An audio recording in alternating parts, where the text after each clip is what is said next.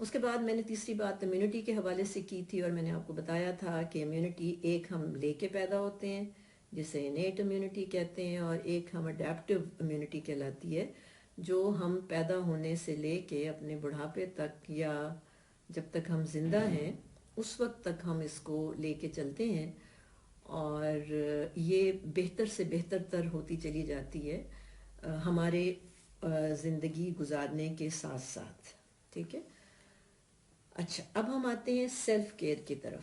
Self care کا مطلب ہے آپ کی ذات کے حوالے سے کیئر، یا آپ کا زندگی میں جو رول ہے اس کے حوالے سے کیئر.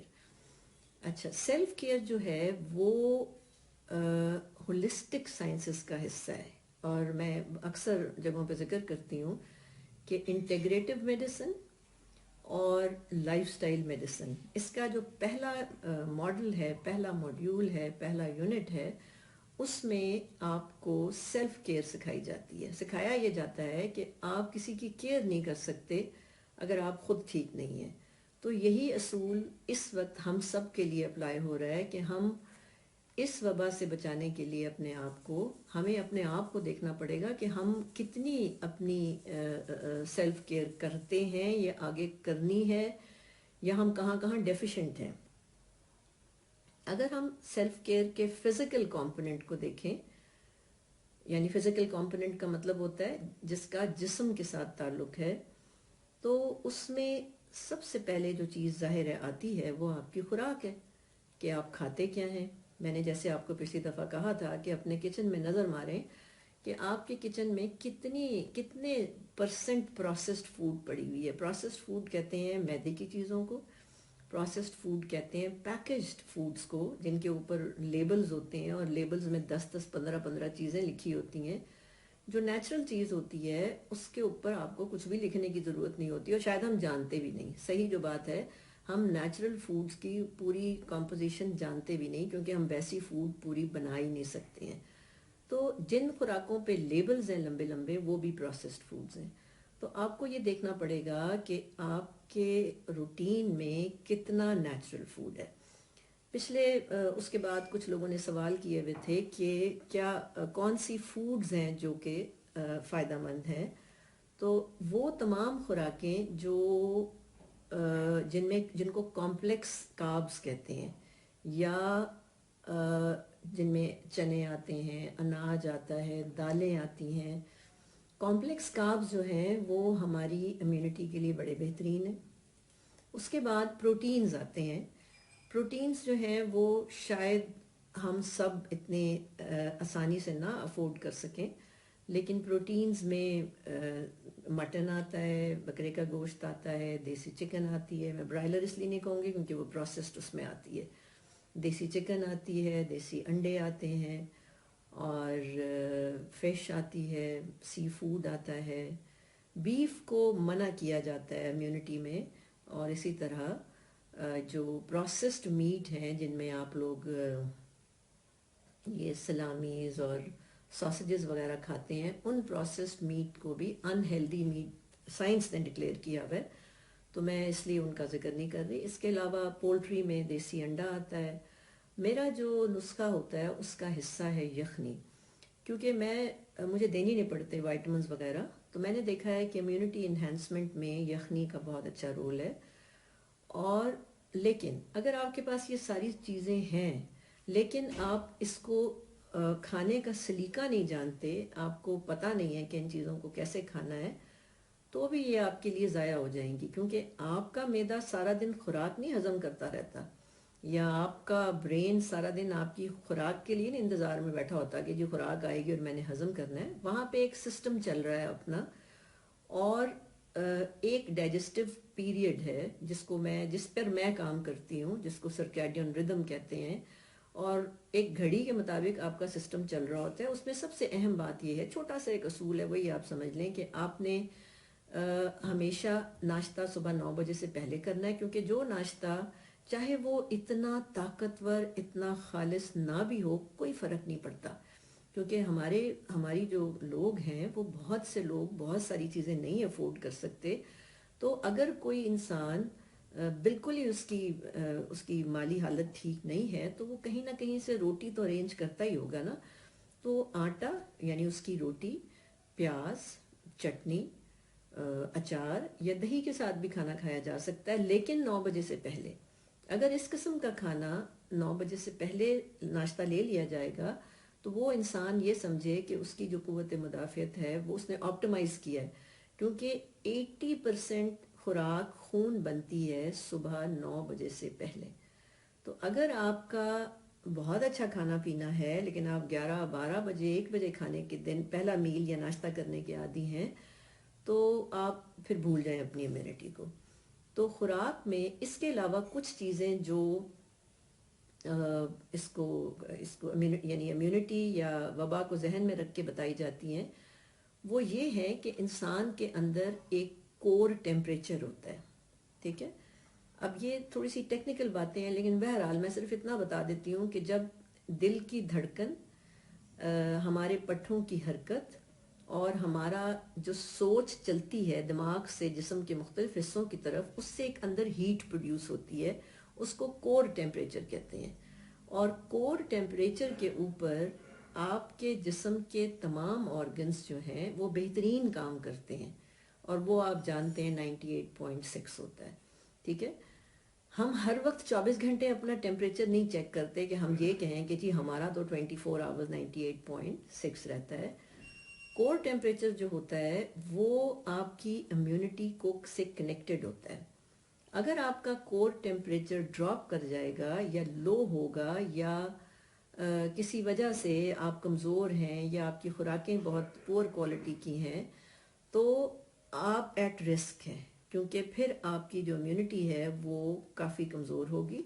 اس لیے یہ ایک اصول ہے کہ جب انسان کی امیونٹی ویک ہوتی ہے تو اس کو وارم ڈرنکس کی طرف جانا چاہیے، جس کے لیے میں نے بتایا ہے کہ دن میں، پہلے بھی بتایا تھا کہ دن میں 3 4 دفعہ بلیک ٹی یعنی وداؤٹ ملک چائے کا قہوہ لیں، اس میں تھوڑی سی شوگر، ایون اگر کوئی ڈائبٹک بھی ہے تو ایک آدھی چٹکی چینی ڈالیں اور اس میں آپ لیمن ڈالیں، تھوڑا پورا ڈالیں بلکہ، کیونکہ وائٹامن سی کا کافی اچھا رول ہے. اور جب ایک وارم لیکوڈ آپ کے گلے سے گزرتا ہوا جاتا ہے تو وہ سودھ کرتا ہے آپ کے گلے کو. اور آپ جانتے ہیں کہ جو کرونا وائرس ہے وہ تقریباً 1 ہفتے کے لیے گلے تک رہتا ہے، اس کے بعد پھر وہ آگے لنگس کی طرف اپنا کام شروع کرتا ہے.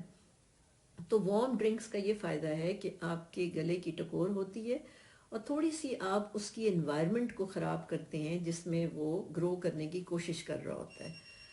تو اس میں آپ دن میں بڑا مگ گرین ٹی کا بھی پی سکتے ہیں، آپ کافی بھی پی سکتے ہیں، آپ یخنی بھی پی سکتے ہیں، آپ گرم پانی بھی پی سکتے ہیں، اور اسی طرح آپ بلیک ٹی جو ہے وہ ود لیمن بھی دن میں 3 4 5 دفعہ پی سکتے ہیں. اگر آپ کی باڈی آپ کو تھوڑی سی بھی لو محسوس ہوتی ہے، دیکھیں جس طرح یہ وبا ہے ملک میں موجود ہے تو ہر بندہ بھاگ کے نہیں جا سکتا ہسپتال، کیونکہ انتظام نہیں ہے، نہ ٹیسٹ اتنے اویلیبل. ہمارے لیے چھوڑ دیں آپ، جب ڈیولپ کنٹریز میں نہیں ہیں تو پھر ہمیں بھی ظاہر ہے کہ ہمارے پاس بھی وہ ساری سہولتیں نہیں ہو سکتی. تو اس میں گھبرانے کی بات نہیں ہے. اگر آپ کی باڈی سستی کی طرف جا رہی ہے، اگر آپ کو لگ رہا ہے کہ آپ ہلکے سے فیورش ہو رہے ہیں، اگر آپ کو لگ رہا ہے کہ کوئی ہلکی سی ایک آدھی چھینک آئی ہے، تو فوری طور پہ انتظار کرنے کے بجائے اور مذاق بنانے کے بجائے اور ایک تماشا کھڑا کرنے کے بجائے فوراً اپنے آپ کو انٹرنلی وارم کرنا شروع کریں. گرم پانی پئیں، گرم قہوہ لیں. ٹھیک ہے، تو یہ ان کا رول ہے آپ کی جنرل، بیکاز آپ کا بلڈ کا جو ٹیمپریچر ہے وہ مینٹین ہو جائے گا. اگر آپ کو تھوڑی ٹھنڈک محسوس ہو رہی ہے تو اپنے آپ کو گرم رکھیں.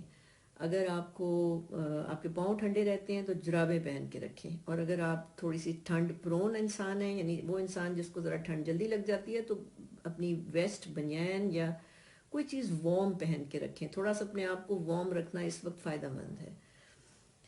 پانی کا دھیان رکھیں کہ پانی آپ نے بالکل سادہ پینا ہے. جتنی مرضی ابھی گرمی ہو جائے آپ نے بالکل ٹھنڈا پانی نہیں پینا، سادہ پانی پینا ہے. باہر رکھا ہوا پانی پئیں، کھانوں کے ساتھ پانی نہ پئیں، کھانوں سے 15 20 منٹ پہلے پئیں یا 1.5 گھنٹے بعد پئیں.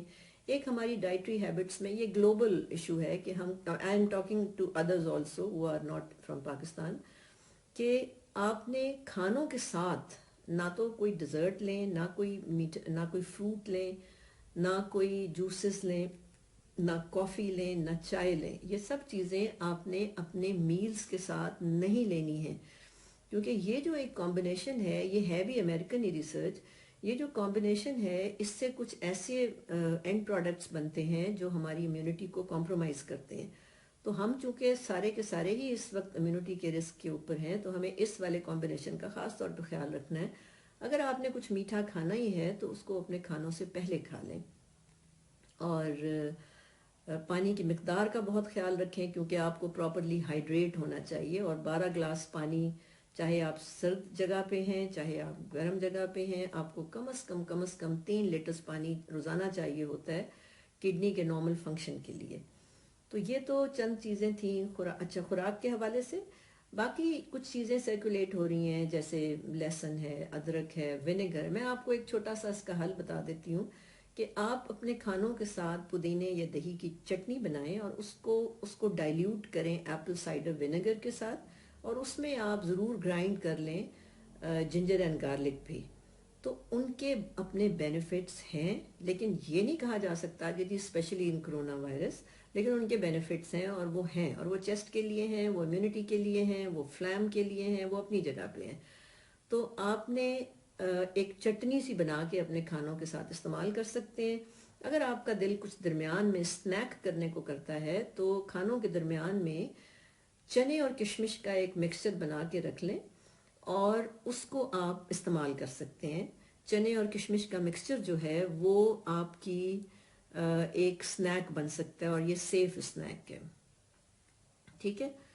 اچھا، اس کے بعد آپ کی رات کی نیند کا ہے معاملہ، کہ آپ نے کوشش کرنی ہے کہ رات کی اندھیرے کی نیند لینی ہے. یعنی یہ نہیں ہو کہ آپ 12 بجے کے بعد آپ نے نہیں جاگنا ہے، اور کوشش کرنی ہے کہ رات کے کوئی 6-7 گھنٹے کی نیند آپ پوری کریں. اور سلیپ ہائیجین کی ٹرم یوز کرتی ہے لائف سٹائل میڈیسن، اور وہ یہ ہے کہ آپ نے سونے سے کم از کم 2 گھنٹہ پہلے اپنے سیل فونز وغیرہ کو دور کر دینا ہے، اور بالکل سوتے ہوئے کرونا وائرس کی آخری اپڈیٹ لے کے سن کے سونے کی آپ کو کوئی ضرورت نہیں ہے، کیونکہ آپ کی نیند یقیناً ڈسٹرب ہوگی. ایکسرسائز پہ فوکس کریں، کم از کم 20 منٹ کی واک روزانہ کریں، اس سے بھی آپ کی امیونٹی مینج ہوگی.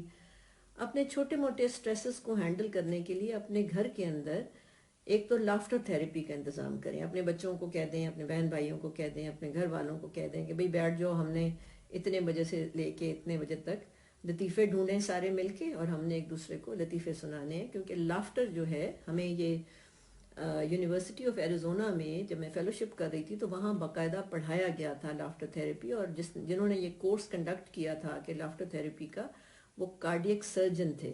تو لافٹر تھیراپی ایک بہت آسان اور ایک سمپل ٹول ہے انڈورفنز ریلیز کرنے کے لیے، یا خوشی کے ہارمونز ریلیز کرنے کے لیے، اور اسٹریس کو فائٹ کرنے کے لیے.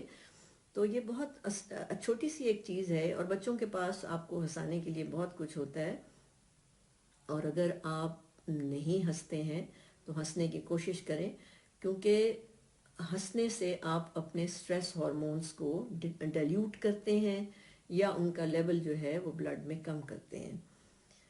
کوشش کریں کہ سیلف کیئر کے اندر آپ کی جو اپنی سٹریس کو ہینڈل کرنے کے لیے وہ کام، وہ ہابیز جو آپ نے چھوڑ دی ہوئی ہیں، جیسے فرض کریں آپ کو لکھنے کا شوق تھا تو آپ لکھنا شروع کریں.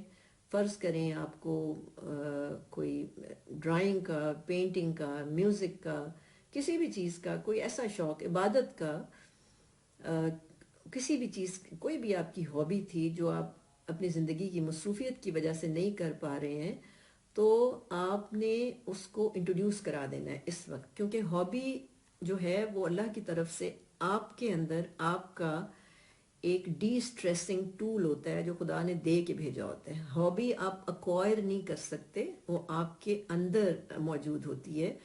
تو کوشش کریں کہ اپنی ہابیز کو ایکٹیویٹ کریں. اس وقت 10-15-20 منٹ کا بھی ٹائم دیں گے اگر، تو آپ کا بڑا اچھا سٹریس مینیج ہو جائے گا.